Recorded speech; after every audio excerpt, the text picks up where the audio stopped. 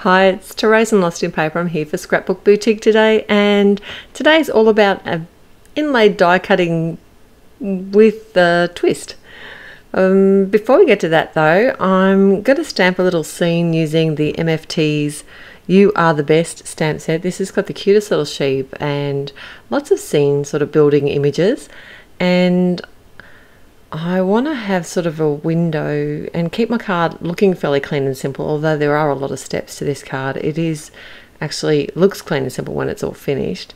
So I'm stamping out with Onyx Black ink because I'm going to be doing some Prismacolor pencil colouring and keeping my colours fairly light and neutral.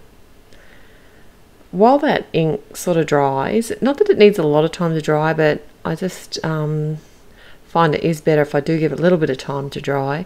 I thought I'd die cut my front panel.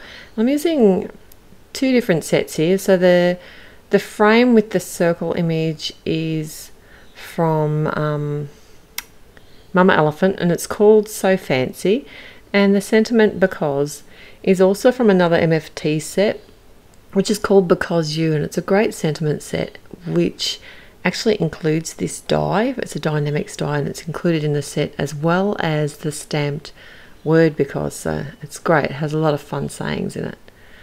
So I'm just using some low tack tape, holding everything in place. I can do all my die cutting in one pass this way.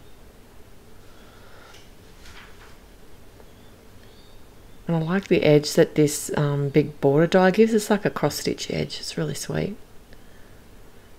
Now the trick here with the word because is to make sure that you keep all of the little pieces from within the die cut as well, like all the letters, all the centers of like the A and the B and S, all of that. So I've just got a little bowl there that I'm setting that all aside in because I'm not going to be ready to inlay my die cut just yet. I don't want to lose any of there. Now for some quick, literally I have sped this up, Prismacolor pencil colouring, and I am keeping it fairly simple, nothing too fancy, adding some rolls of wool to my sheep and using some warm greys. Now you might not have noticed, but I did actually forget to mask off when I stamped out my fence image, so you could see the hill through there. It doesn't really matter, but one way I got around that without having to recommence the card was to use a nice dark wood colour for the fence, and that way the black ink is sort of hidden beneath that real dark wood colour. I am using some Gamsol to blend out the colours as well. A lot of this image, like the surrounding areas around the image, aren't actually going to be seen.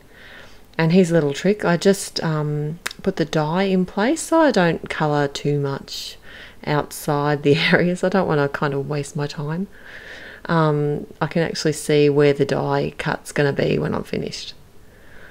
For the clouds, I'm simply just drawing them in myself and then adding the colour above the cloud image, and that just makes the cloud look white and then the shadows sort of behind it. Just a really simple technique. So now I'm just working out what I'm going to do with my inlaid die cut sentiment. I initially was going to use a different colour card, then I thought about colouring up some cardstock with one of the Copic marker, and then I had an epiphany. I thought, some grass, how cool would that look? So what I decided to do was draw my own grass. So simply just using a couple of different colours of green Copic markers and scratching out some, drawing upwards, sort of feathering the strokes of the Copic marker upwards to make it look like it's grass. And I thought this would be really cool because I was kind of considering doing ombre, but this is like ombre but grass. Even better. So then I can simply just cut this out with the same die, and I will hold that in place with some tape too, just so it doesn't move when I run it through the die cutting machine.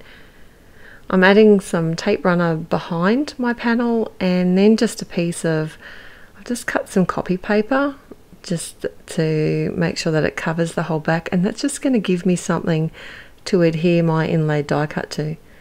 And I forgot this, but I think what I used to usually do was actually cover the whole copy paper with the stamp runner or some adhesive, and that way I didn't have to come back in with the liquid glue, which is what I'm doing here. But for some reason I'm near the end of my Tombow, and for some reason it just wants to keep coming out. So I just had to spread that round a bit, I think, using a craft knife.